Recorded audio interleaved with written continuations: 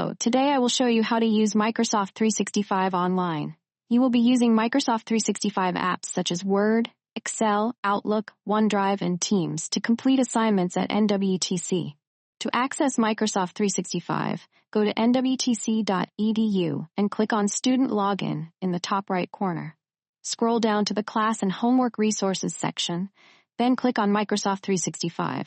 You can also find a link in the student portal at student.nwtc.edu. To log in, use your student ID at nwtc.edu as your username.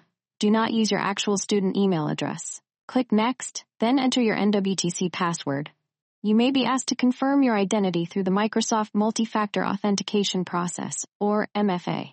For assistance, contact the Student Help Desk at 920-498-6900.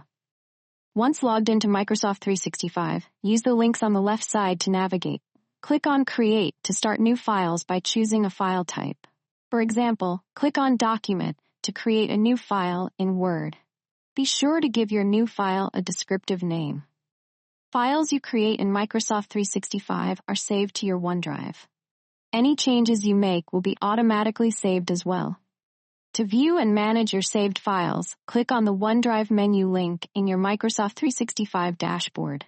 Click on the plus sign to upload or create new files or folders. Hovering your mouse over a file name allows you to view more options.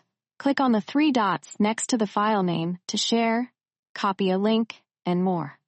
The waffle icon in the upper left corner of all Microsoft 365 apps is the App Launcher. Click here to quickly access and switch between various Office apps and to create new files. For more help, visit our Ask a Librarian website.